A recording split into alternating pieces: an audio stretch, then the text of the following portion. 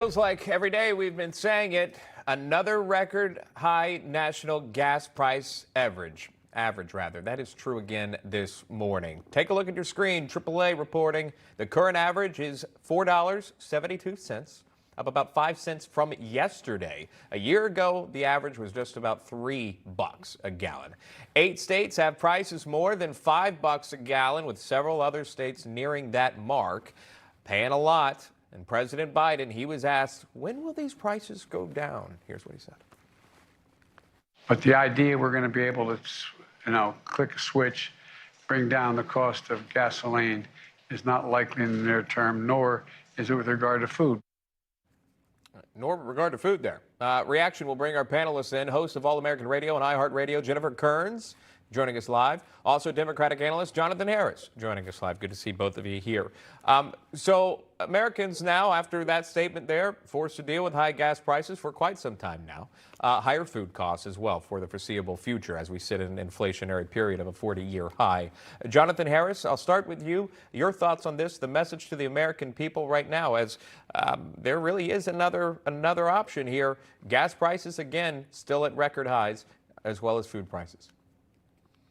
So I think it's key to point out, and I think it's one of the things that I think here in America we don't do very much, is kind of where we are positioned globally.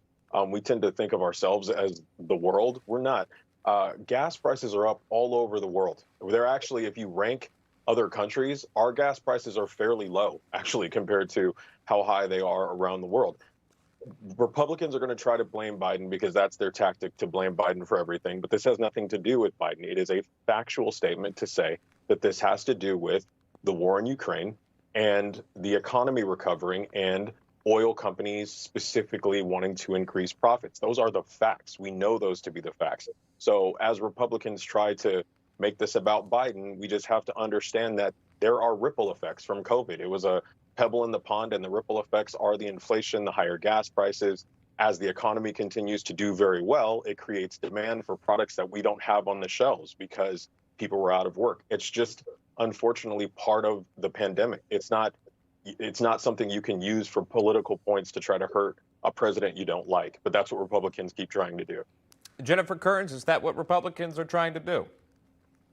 Well, see, here's where Jonathan and I differ. He looks to the other countries around the world. This is more of the leading from behind that Obama and Biden and other Democrats have done, looking to other countries to see what they're doing. I'm an America First gal. I look at what the gas prices were during the Trump administration.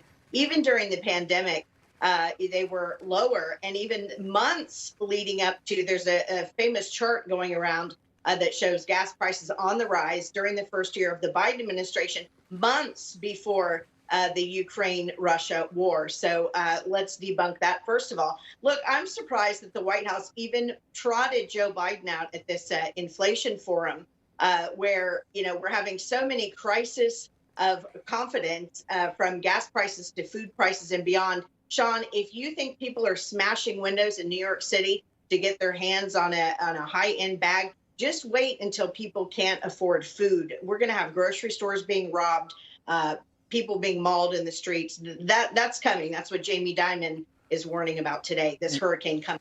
You read my mind. Yeah, go ahead. Can I just add? I just wanted to add real quick.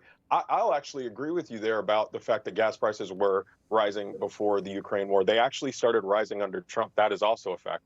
So I can agree with you there. I just said that Ukraine made it worse. But yes, they started actually rising under Trump.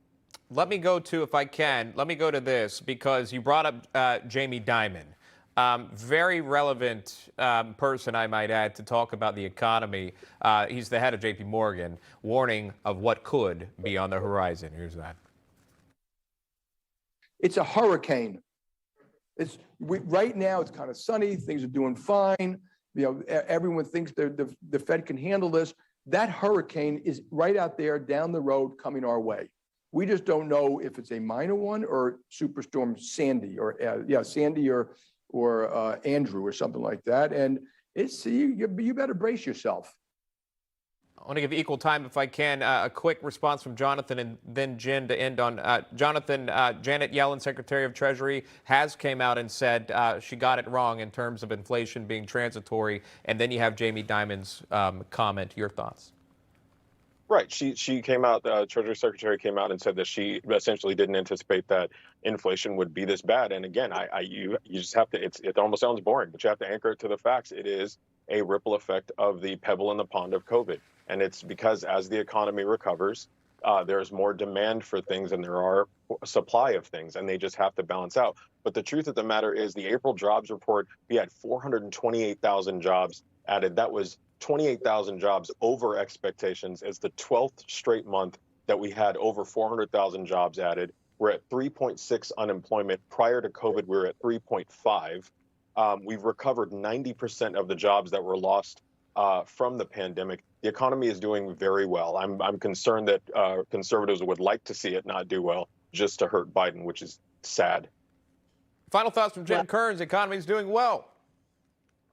Well, look, you can't argue with Jamie Dimon. This is a financial titan of industry. This isn't like, the Biden administration. And Jonathan can't suggest this is like Marjorie Taylor Greene critiquing Biden. This is a guy who does well when the market does well, when America does well. Look, this is a dire warning from him. You add that on top of, Sean, the warning yesterday from Fed Chair Janet Yellen. What else is the White House getting wrong? Maybe they're getting wrong the energy policy, where they're trying to bankrupt the oil and gas industry. Maybe they're getting other things wrong. Look at the cross that Janet Yellen almost died on 9 months ago when she said inflation wasn't going to be a big deal. They were wrong about that. What else are they wrong about? Baby Trump formula. handed us our last recession. I would just add that Trump gave us our last recession. So at least we're not there. Jen Kerns, your response to that? Did Trump hand the United States of America a recession? No, last I checked, there was not a recession on Trump's watch.